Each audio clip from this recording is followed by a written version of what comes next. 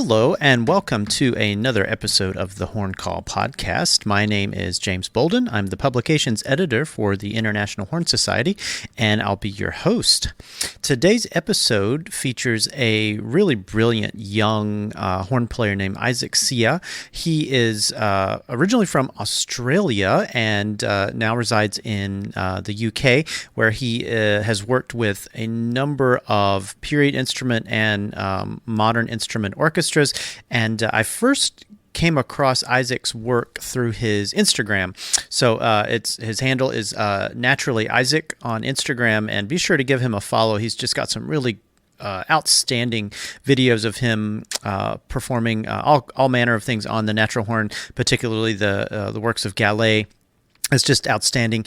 He is a former student of Anneke Scott, another brilliant natural horn player from the United Kingdom. If you were in Kingsville for the recent 54th International Horn Symposium, you got to hear Anneke's playing, and it's just out of this world. And so is Isaac's.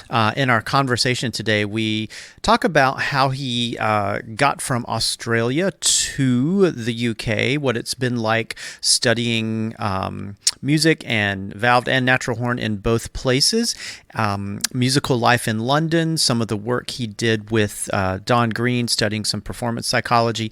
It's just a really interesting conversation, and I think you're really going to love it. So just sit back, and I hope you enjoy my conversation with Isaac Shieh.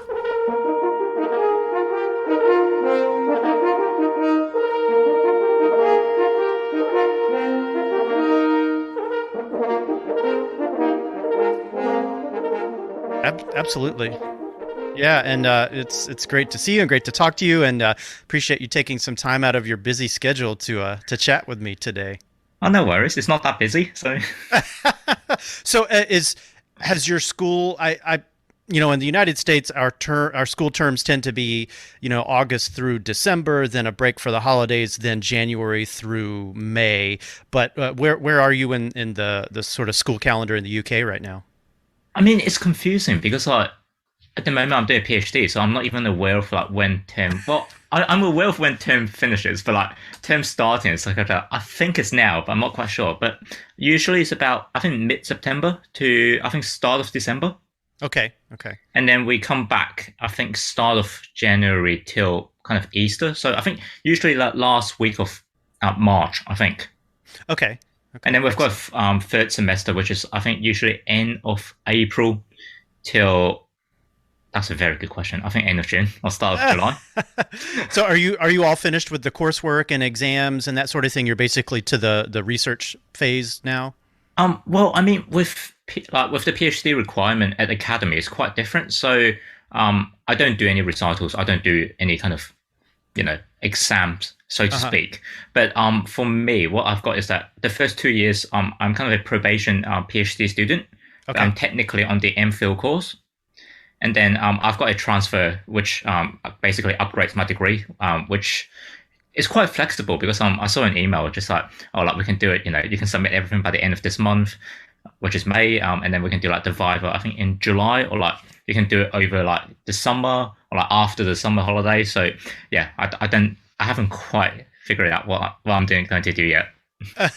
Well, I remember when I was in graduate school, there was a group of us horn students, and we all kind of were our own support group. We would, if there were questions that we couldn't get answered by someone in a position of authority, we would kind of, we'd get together and kind of talk things over and say, well, I guess we'll do it this way and see what happens. And, someone would try it, and if it went well, they'd come back and report and say, okay, that worked out. Or they say, don't do it this way. Do you have, are there other, PhD students in your, if not horn players, but others in the program that you can, kind of share things with? So as far as I'm aware, I'm the only brass player oh, wow. currently doing the doctoral program. There are two others in my year. They're both singers. I'm really good friends with both of them, actually. So, but I don't know, we tend not to talk about it. I'm just really bad with communication usually. So I'm just kind of and I know one of them especially, she's really organized. So sometimes if I'm I need a lot of help, or is this right? I'll send her a message, and she's like, yeah, that's fine. Yep, absolutely. Yeah, I remember those days very well. So, Yeah. so backing up a little bit, Isaac. So you came to the UK by way of Australia, right? So you got Yeah. your musical education started out in Australia. Talk to us a little bit about that, and then how you ended up where you are right now, pursuing graduate study and a PhD in horn in the UK. I mean, it's all quite complicated. So, um, I think it might be worth actually going back to the very start. So, Please, yeah, yeah. I started the horn when I was living in Hong Kong. Okay. And how old was I? 7. And like in my primary school, there was like this like really fancy band uniform, Uh huh. and I just wanted to wear it. Like that's it. Sure. Yeah. Didn't know what a horn was and like all these things. And then the teacher's like, oh yeah, like apparently my physique is suited to play the horn, whatever that means. Oh, okay. Um, Interesting. no idea what that means. Yeah, Yeah. so Same. Yeah. yeah, great, sure. Yeah, so they gave me a horn and then couldn't make a sound for the first month, and I'm just like, maybe this is not meant to be. But somehow I kind of got there in the end. Kind of figured it out myself. But I had a really kind of like dysfunctional technique. Mm. That somehow I sound fine, but then like I think I didn't know how to articulate for like the Ah. first 3 years, and I was doing everything by breath attacks. Oh my goodness. Which I mean, in hindsight, incredible, but also like because I know how to use like kind of support really well Right. Right. because of that. So like just like not the worst thing to have come out of that, but like a lot of these things just kind of like happened, and then my family decided to move. Well, they were thinking about moving back to New Zealand, but then they're just like there are more opportunities in Australia, so we moved to Australia. So yeah, so I started studying the horn with a teacher called Spiros Kasaris, Okay. which I don't think a lot of people will know of him. But yeah, so from that point on, I just kind of like got interested in the instrument, and I just kind of progressed. But by the age of 15, I don't know if there's like an American equivalent of this, but it's called the Associate in Music Australia. So it's kind of like a diploma of some sort. I see. Okay. Yeah, which it used to be kind of like good enough to be a university or like the equivalent of a university degree. But I see. obviously, with academic inflation now, like an AMUS is like something like you might expect a 10-year-old kid to get now on the violin or something like that. Oh my goodness. Yeah, like Um, I don't know if there's an equivalent to that in our system. I think a lot of folks that come up through.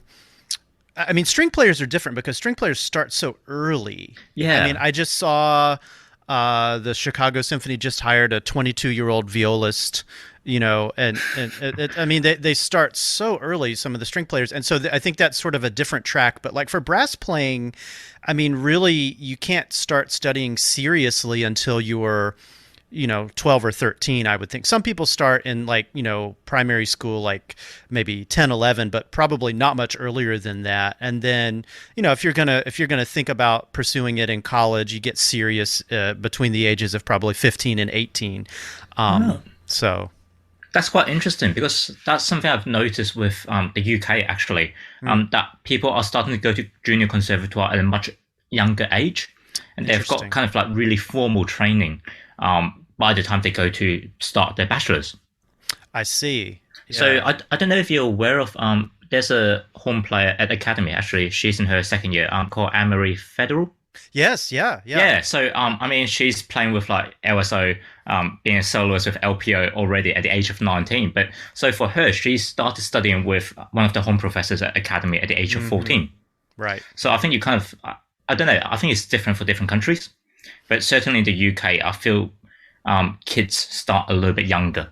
Yeah, well, and there's so much going on in London. I mean, just in terms of the number of orchestras, modern and historical. I mean, there's a few places like that in the United States. Los Angeles, New Yeah, York City, but I mean, the majority of the United States is, we're between the coasts.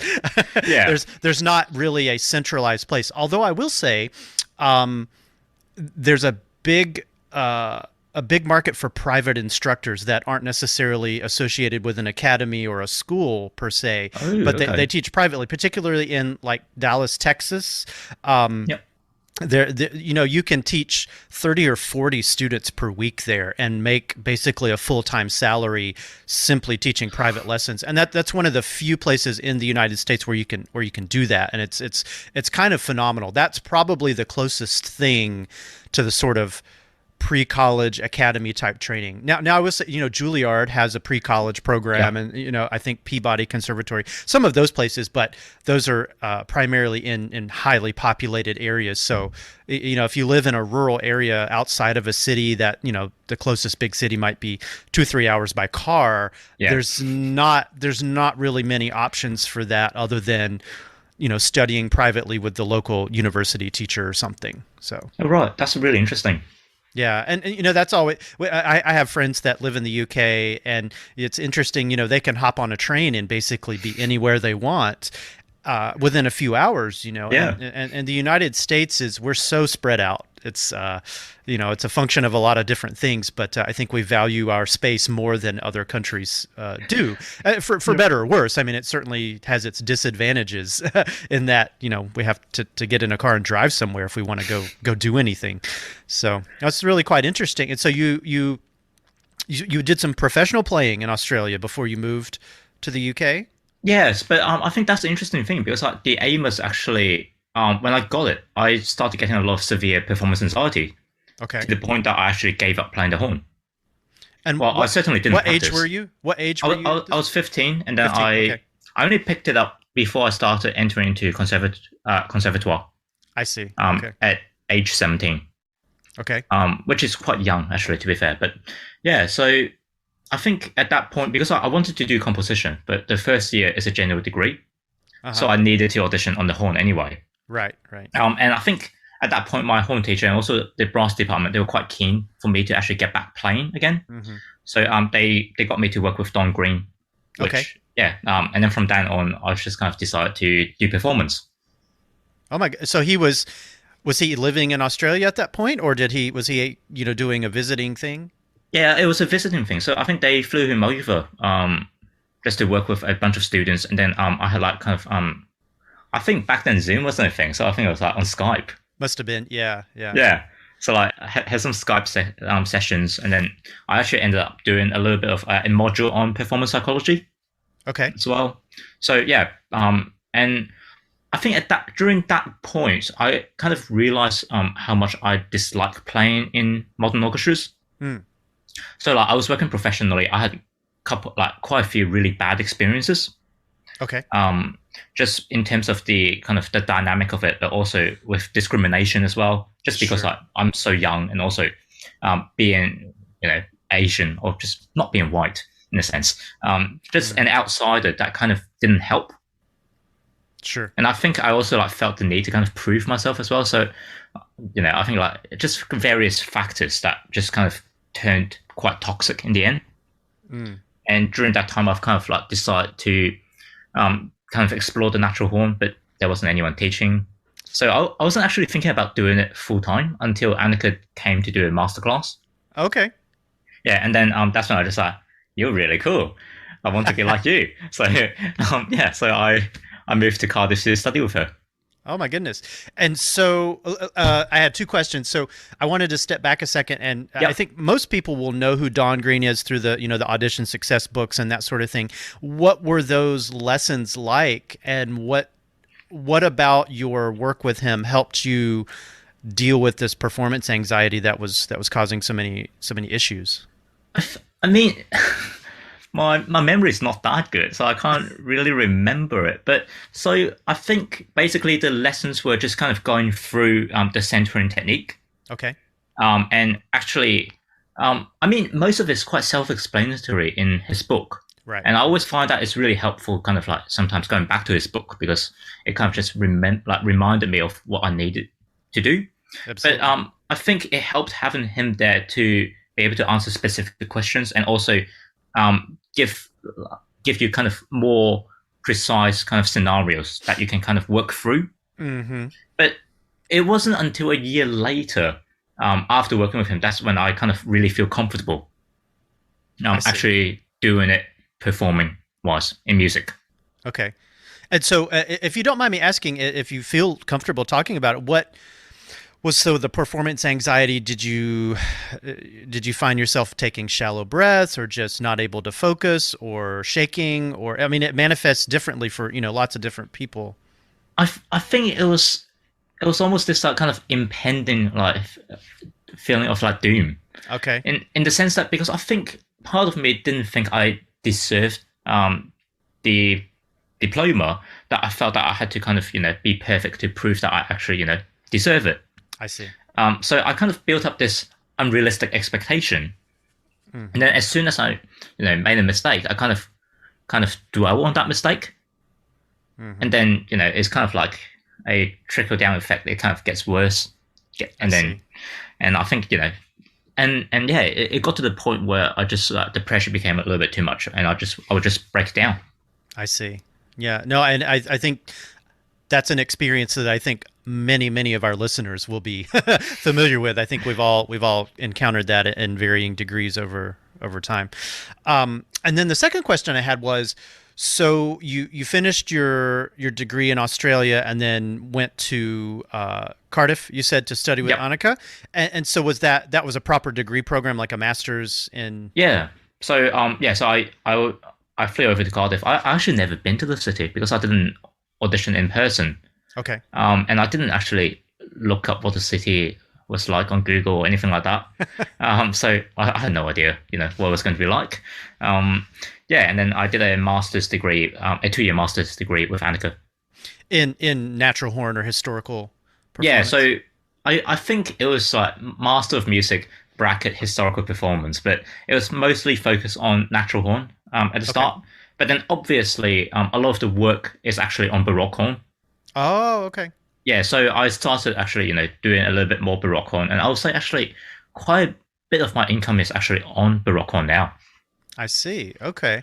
So, and for those that don't know, Annika Scott has got a fantastic book Yeah, on, I think it's part of a series. I don't think she's written the second one yet, if I remember correctly. There's it, part of it's like, it's got volume one on it, so I right, think, right. but actually, yeah, I got a book right there, but I think yeah, it goes into more details about natural horn playing in the second volume, and I think she's going to touch on like early valve instruments and Baroque horn as well. I see. So, what were the lessons with her like? And for me, I studied with Douglas Hill, and he had Oh written yeah, a book at the time. And it was interesting. You take lessons with somebody, and you meet them in person and work with them. But then you also have this book that they've written, and it was interesting. Like, I could read the book and kind of hear his voice in my head. Like, oh yeah, that's exactly the way he would have said that in a lesson. And so, was it similar? Your lessons with Annika, was it similar to the way she lays things out in the book, or were there special kind of extras you got in the face-to-face lessons? I think it's quite different because the book actually came after my study. Okay. Or like it came towards the end of the study, and I've seen Sure. like bits of it beforehand. Right. But so a lot of the information I think is a little bit more general Uh-huh. in the book, whereas I got very specific ideas. And I think I also had a quite different experience studying with Anneke as well, because I believe I might have been her first study natural horn student. Okay. And I think she kind of pushed me quite hard because like she knew that I was kind of capable of being a lot better, Hmm. and that I wouldn't settle on being mediocre. And I think that was actually quite important because I think Annika is a really encouraging person. Mm-hmm. But certainly this side of her being actually having expectations and demanding those expectations to be met, it's not something that I've actually seen like with other people, and it's really nice because I think at the time like it was really intense studying with her, Mm-hmm. and especially because my health was like declining as well. So there were a lot of factors kind of being at play. But afterwards, I remember actually finishing my study with her and being in London, and suddenly just everything like she kind of taught me just clicked. I see. Yeah. And I was just like, I think I was saying to like one of my colleagues, just like, it's a bit annoying because just like, I could have been like, kind of worked it out and then, show just like, oh, Anneke, I can do this. But like, obviously that didn't happen until I finished studying with her. Yeah. I think it's that way for so many students. But I mean, it's nice to. I'm sure you run into her Yeah. from time to time, and it's so nice to be colleagues with former teachers and to. chat with them in a non-student teacher kind of way. It's really rewarding, I've found. I think it's one of those things that are quite difficult to explain to a lot of people because, like, obviously there are only so few of us specializing in historical instruments. So I've worked with both my natural horn teachers in UK. So the other one's Roger Montgomery, who is principal horn of OAE, and obviously I work with OAE as well. So it's quite a strange dynamic in some sense, because it's just like, oh, like, you know, you've been my teacher for so long, but also just like, oh, I'm kind of your colleague. Just like, where do you draw that line? It's such a cool thing, and there's so few disciplines where that gets to happen, that dynamic. But so it's really interesting. And if you don't mind me, I this is of course a French horn podcast, so I imagine our listeners would be really interested in some details. If you don't mind sharing some of them. So what would a natural horn lesson be like? Would it be similar to a modern horn lesson where you come in and you've prepared an etude or some solo work and you play it and then the teacher provides feedback, or is there more duet playing going on, or what was it like? I think it's a mixture of both, because I started working with, especially with Anneke, I started working with her kind of around the time she kind of starting to get me work. Okay. So a lot of the time I would be kind of playing as her second.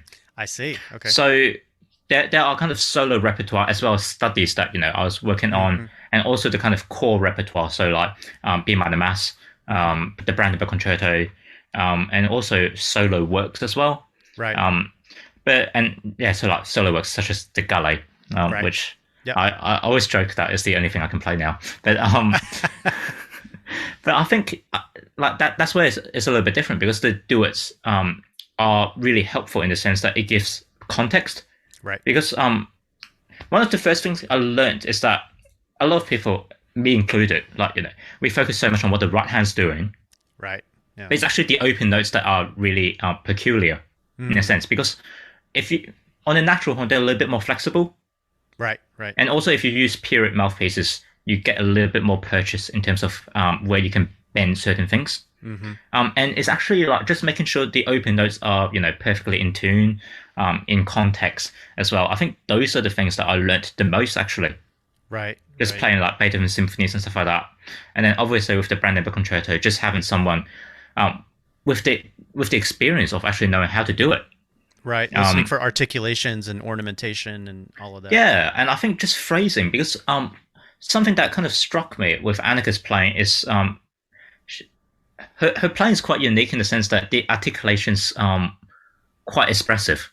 There's a vocal quality almost, yeah. Yeah, and it's quite interesting because I was talking to her about it, and I think she kind of came from that choral tradition.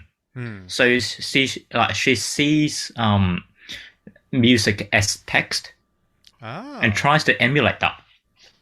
That's really interesting. Yeah, I would say my articulation wasn't the strongest thing of my playing, so I found it actually quite difficult playing with her for a long time, because I couldn't quite match the level of expressiveness. It wasn't until lockdown when I actually spent a lot of time just practicing. Right, right. Yeah. Interesting, isn't it? Like practicing gets you some places. It sure does. Yeah. Yeah. Yeah. So it wasn't until then that's when I kind of worked out, and I did a recording project actually with both Anneke and Roger as part of Prince Regent's band. So like Prince Regent band, they did a bunch of arrangements of like Beethoven chamber works. Oh. So well, chamber and orchestra. So like it was like the septet.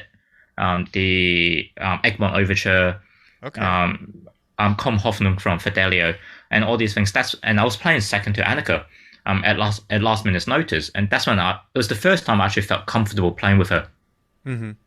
I don't know where this was going, but yeah. No, that's really interesting. And what kinds of things do you do to keep your playing in shape? Well, I guess my first question is, do you do much modern horn playing? Now I do. Okay.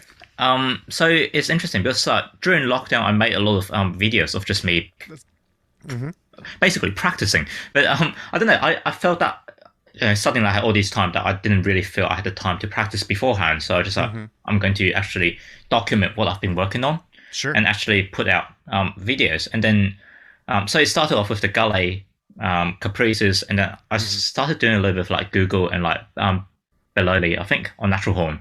And I also realized that I also need to get much better at early valve instruments because I did an audition for a period orchestra in France, and I didn't feel comfortable playing on the early valve instruments. So I started just recording etudes on those early valve instruments. Okay. Okay. These would be like pistons and two valves and. Mostly actually on a Viennese Rotary. Okay. Okay. Yeah. So I did the cling on, well, not all the clings, but like I think a dozen of them on the Viennese Rotary. Yeah. Those instruments have such an interesting sound. Yeah. Yeah. But going back to your question about warming up, I actually quite enjoy warming up on a valve instrument. Okay. Just mainly because currently where I live, I can't practice at home. So and I wouldn't say unorganized, but like I tend to run late to things. So I'm just like I can just put a practice meter on, just make go through a normal what would you think as a normal modern horn like warm up routine. Yeah, right. And I kind of know everything will be there. That's good. Yeah, that's cool. Yeah. And then is the transition difficult for you at this point, going from, a modern horn and modern mouthpiece to the natural horn? I think I'm kind of used to it now. Sure. Like I did find it really difficult going back to the modern horn when I kind of did my intensive training with Anneke. Like it kind of took me 2 weeks to kind of feel comfortable again. Right. But I think because in my professional work now, I kind of jump between instruments so much that I'm kind of used to it. Yeah. And I think it also helps that for me knowing how my body works as well. I see. Because it's interesting because now that I'm doing a PhD, but also I'm teaching natural horn ensemble at academy, that I'm expected to kind of give pearls of wisdom.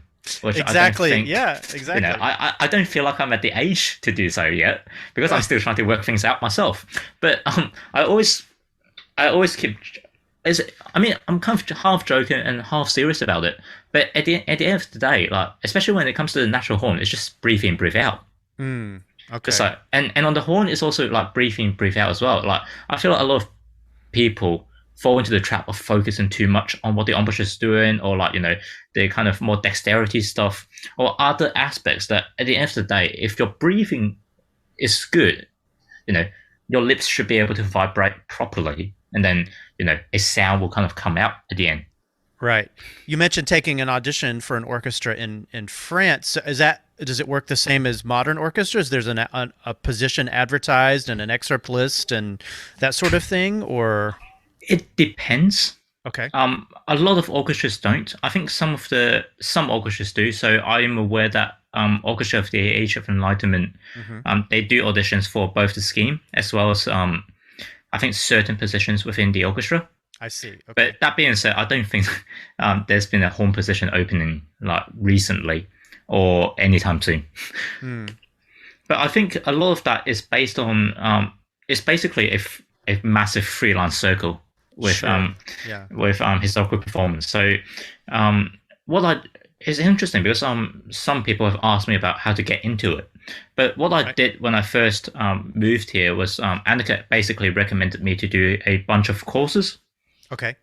And then from those courses, I don't know, maybe I've done something right. Who knows? But some of them have actually asked me back as a player. Sure. And then you kind of meet more people, and then sometimes, like if they need a horn player here or there, then my numbers kind of gets passed around. Right, and it works on the referral system. Yeah, I think so. Yeah. And because I think there are so few of us as well, so eventually you're kind of known in the circle. Right. And you mentioned OAE, Orchestra of the Age of Enlightenment. You mentioned Prince Regent's Band. For someone who's like me, I'm not super familiar with the freelance scene in London. What are the other period instrument groups that are hiring? So I don't know whether they're hiring or not, but these are the ones that I'm aware that are currently active. So Academy of Ancient Music, Orchestra of the Age of Enlightenment. You also got all of Sir John Eliot Gardner's orchestra, so English Baroque soloists, as well as Orchestra Révolutionnaire et Romantique. Mm-hmm. Don't know if I pronounced that right or not, but oh well, you get the idea. Sure. Yeah. And then there's also English concert, Hanover Band. I think I might have, like you've got like kind of more chamber stuff like La Serenissima, and different groups like that. But I think essentially what you see is that it's the same people playing in those different bands. A community of players. Yeah. Yeah. No, that's got to be one of the most robust period instrument scenes in anywhere. I mean, like I think it's quite interesting because in the UK there's very much this attitude of practicality coming first. So especially with horn playing, it's actually not that historical. Like most people use modern mouthpieces. The instruments are made by John Webb. They're great, but they don't feel anything like a historical instrument. Whereas you get some groups, especially in France, that are a little bit more authentic, so to speak. But then you also got groups like Orchestre de Champs-Élysées and Le Siècle that are kind of after more of a modern aesthetic. And they do much later repertoire as well. Okay, interesting. And then there's also a scene in the Netherlands, which is, I think, probably even more robust than UK. Okay, interesting. And then Germany and Austria, they've got their own little thing going on, which is like really advanced, but I don't know that much about it. I see. Yeah, and do you own all of your horns, or are you able to? Is there a place where you can, if you got to have a certain kind of instrument for a certain gig or something, do you just work with other people that you know, or where do you get your hands on? You mentioned John Webb, but are there other places? So I feel like a lot of people kind of know about this now because it's a lot harder, but eBay used to be really good.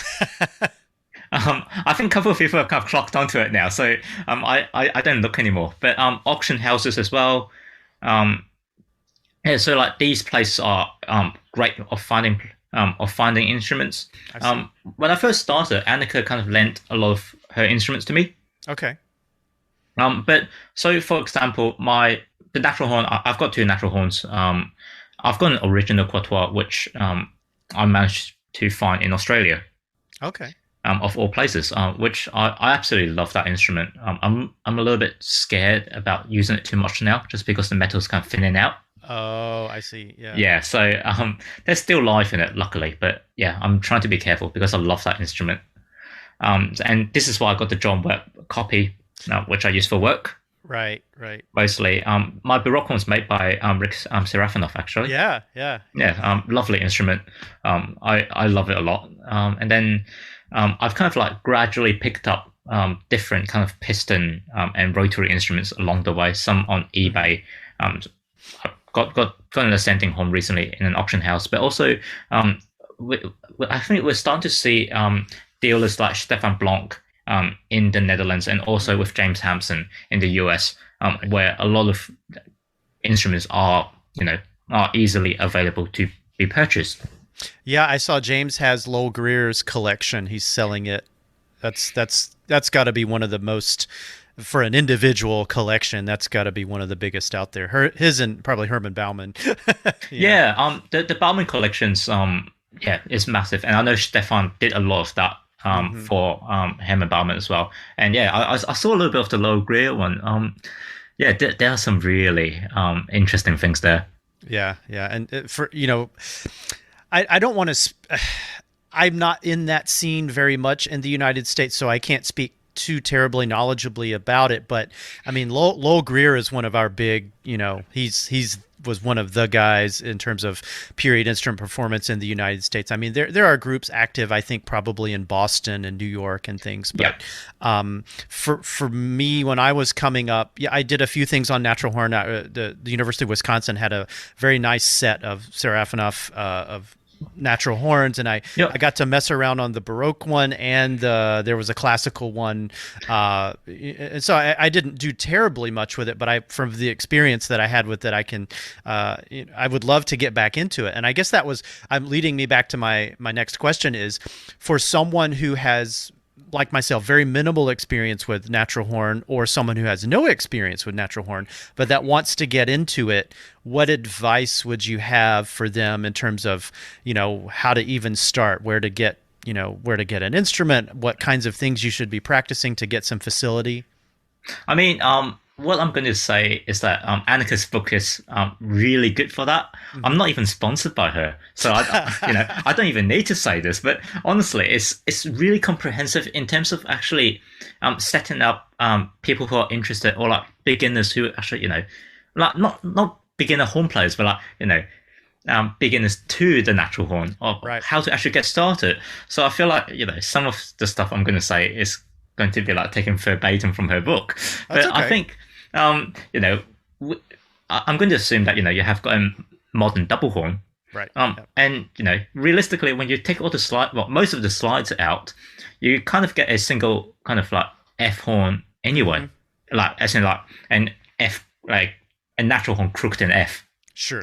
And I think just be curious, really, because this is one of the things that I've found out, especially teaching now. Just like my hand is going to be different to yours. Right. Just right hand alone, let alone how you play the horn.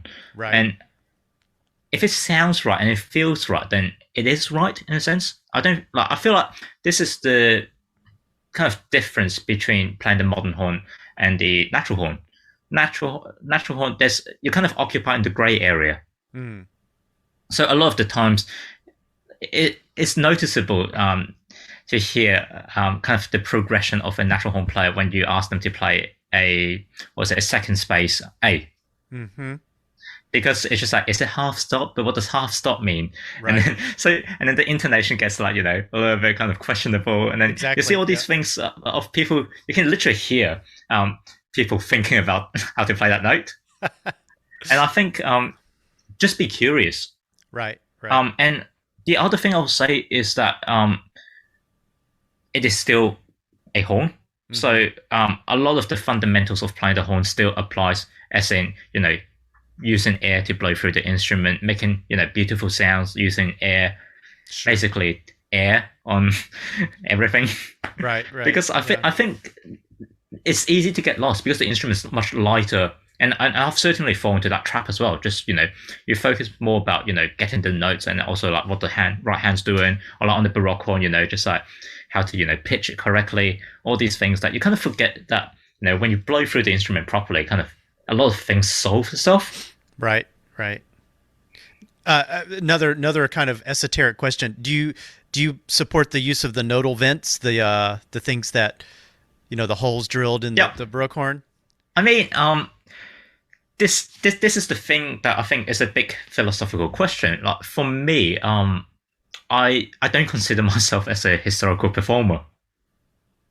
It's kind of like an interesting dichotomy, because obviously I'm working in that field and I'm using those instruments. But for me, I'm actually more interested in the instruments themselves. Mm-hmm. And I think we have to acknowledge that as historical performers, whatever we do is kind of historical fiction. Sure, yeah. And certainly we see trends that, because I generally don't think how we play, even on period instruments, is how they used to play in terms of the aesthetics. Right. And certainly I know that with my playing, I've got a much more vocal quality to my playing that some don't approve of. Some find it quite strange. So it feels a little bit out of place. But I think certainly the vocal quality was a much bigger part, especially in the Belle Epoque era. We're looking at like kind of mid-19th century. Mm-hmm. And we certainly don't really hear that anymore in historical recordings. Mm-hmm. But I think that is okay, because at the end of the day, we are 21st century musicians trying to, highlight a difference, so to speak. Right. I don't think we're trying to be authentic, so to speak, but we're just trying to say there's another way of approaching music, there's another way of hearing music, and there's another way of experiencing music. So back to the nodal question, I mean, at the end of the day, that's the convention in UK. I like making money doing what I do, so I'm not going to, shoot myself in the foot and just like, no, I'm going to purposefully play out of tune. What even is out of tune? But so I think it's a different aesthetic. Sure. I don't mind it personally, but at the same time, I also acknowledge it's not, you know, historical, so to speak. So that's why my Baroque horn got a detachable bell. Yeah, and it's sort of like to use a modern horn analogy, it's sort of like play on the leg, play off the leg kind of thing. It's like you have to go along to get along, and if the if the environment you're playing in and making money in, as you say, is doing things a certain way, it's probably in your best interest to figure out how to do it that way or a similar way, rather than just stick to your guns and do something completely different than what everyone else is doing. I think at the end of the day, you want to have a really, and I think I'm also conscious of the fact that his historical performance used to have kind of this stick that it's the lesser players who go into it, and I very much want to. I mean, it's obviously not true because the natural horn is so much harder, but I think I also want to prove that despite the kind of limitations, so to speak, these instruments are capable of incredible things. And unfortunately, you know, a way to prove that is actually by kind of playing to what the modern ear is accustomed to. Right, right. And obviously with intonation and stuff like that, at the end of the day, I much rather to have the security to do that at this stage of my career. I mean, certainly I would love to be able to do, be minor mass and stuff like that without any venting, later down the track. But I don't think I'm quite there yet, technically speaking. Right, and as you said, I mean the majority of audiences are going to be conditioned to hear things a certain way with modern ears. So Yeah. I mean, I think a lot of people, even professional horn players, maybe have this connotation of period instruments, as you said, of being somehow limited or not capable. But I mean, Annike's recordings, your videos, I mean, that blasts that completely out of the water. It's, the stuff Gallay was writing for horn is incredibly virtuosic, and the way you play those pieces and the way Anneke does, I mean, it's really inspiring. And I'm not a natural horn player of any kind, but I just love listening to those recordings because it's just great music making. Oh, thanks so much. You're welcome. And I think at the end of the day, and I always emphasize this in like Natural Horn Ensemble Academy, just like, it's not my job to train them to be virtuosic natural horn players. And in fact, it's not even my job to, train them as, kind of professional natural horn players. But for me, it's my job to kind of highlight that these things are possible, what you can kind of learn from them, and hopefully be inspired by them. And how you can actually translate that into your modern horn playing. That's awesome. Yeah. Well, Isaac, I was going to sort of think about wrapping up our conversation today. I don't want to take too much of your time, but I had two questions to kind of follow, wrap things up today. So the first is, so what's coming up for you in the near future, next couple of months? Any big projects that you can share some information about? Any major, recordings or anything like that going on? So with my PhD, I'm commissioning 12 composers to write 12 new solo unaccompanied natural horn pieces. That's awesome. So I've got 11 composers confirmed now, which is really exciting. And it's actually like, the reason why I chose 12 is that I used Gallay's 12 Gallay Caprices as a starting point. And it's quite interesting because I was talking to a few American horn players about the Gallay. And I'm aware that they're kind of seen as kind of studies. But for me, I feel they're very much virtuosic showpieces for the horn, and I'm pretty sure they were intended that way because otherwise he would have labeled them etudes, which he does for everything else. So I'm using that as a starting point to commission 12 new pieces, and I'm working with composers who don't usually write for the horn, or certainly are not really known outside of the horn circle, so to speak. So that's been really fascinating because I feel like I'm kind of learning new things about myself and also about the instrument as well, because there are a lot of nuances that I never kind of truly noticed until I actually had to explain to someone. I see. Okay. And it's like, it's really difficult. I can understand why people say the horn's really difficult now. But so I've got a few more premieres coming up, but also about during the summer period, I'll be actually recording the first half of those, and they'll go along with the original Gallay Caprices.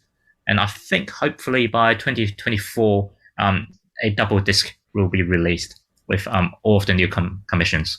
Oh, that's really exciting. And you're a composer yourself. I saw something online. You recently composed something for natural horn.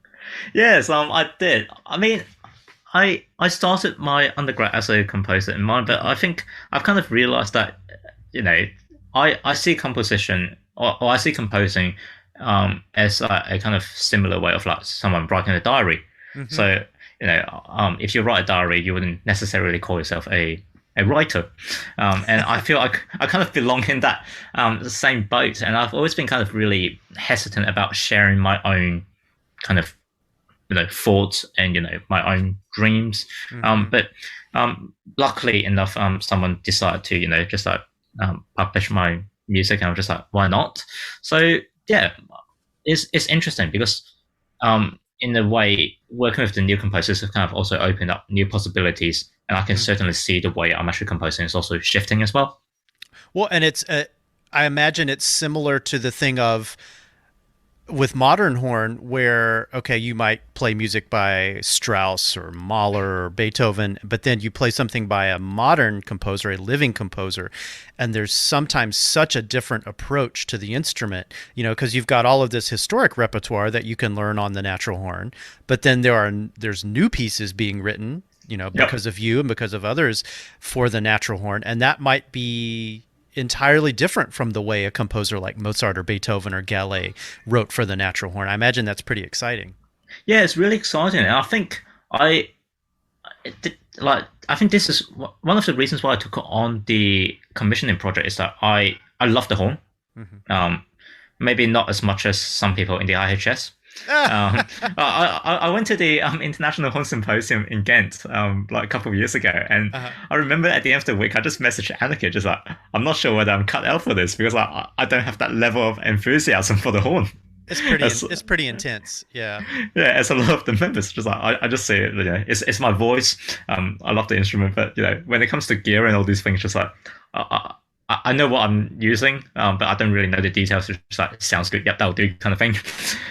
Yeah, well, you're not alone. I think there's one of the interesting things about the IHS is ideally there's a space for everyone, from professional players, teachers, the variety of amateurs, could be retired doctors or business people, and then all of the stuff in between, students at all levels. And yeah, I think those symposia can tend to be a little bit equipment dominated, depending on who's there, because it is a lot about the exhibits and that sort of thing. Yeah. But I've always found, at least the ones that I've been to, the camaraderie and the community is why I'm there. Yeah, it's nice to see all the different horns and stuff, but I always enjoy meeting new people, and then I enjoy seeing friends from all over that I haven't gotten to see since the last symposium I went to. Yeah. So I think that's certainly something that I've really enjoyed as well. And actually, because with Ghent there was also the, I think, historical horn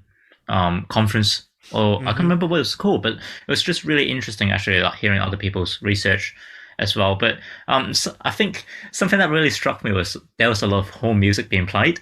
Sure, yeah. And I'm someone who don't necessarily associate myself with the repertoire as much. I love, like, so for example, like Strauss 1. If I see that on an audition, I just like, well, I'm not going to apply because I can play it. Like, don't get me wrong, but I don't know how to make it sound interesting or like sound like me. I'm just like, they're just a bunch of notes I can play well, kind of thing. But yeah, I can't associate myself with Strauss 1. Like, Strauss 2 is easier for me, strangely enough. Oh, that's compared interesting. to Strauss 1. But one of the things that I found with the commissioning is that a lot of the composers actually wanted to create something that doesn't sound like the natural horn. Right. And in fact, one of the pieces I commissioned is from a Chinese composer based in the UK. And she used Tibetan horn note as an inspiration and used actually Tibetan notation. Wow. And the piece is, I generally love that piece so much. It's on graphic notation. It's one of those pieces that you're listening to a horn, Like Mm-hmm. it doesn't sound like a horn as we know it. It doesn't sound like a kind of a Western idea of a horn. It sounds Right. something that's much more kind of ethnic, so to speak. Sure. And I think that's something that I personally find really interesting, just how other composers see the instrument. Mm-hmm. I heard years ago, and it's the only time I've ever heard a piece by Lou Harrison for, I think it might have been natural horn and gamelan. Oh, It was really, really interesting. And it was, it was at a workshop somewhere, and it was like, oh, I'll probably never hear this piece again because just what it took to get you have to have a functioning gamelan yep.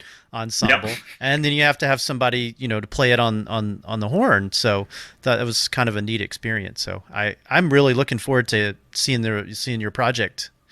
Oh, and I'm really looking forward to sharing it with everyone, actually. Yeah. Well, this has been great, Isaac. Is there anything else you'd like to chat about? I feel like we could talk for a long, long time, but Yeah. this has been amazing, and thank you so much. Oh, thanks so much for having me.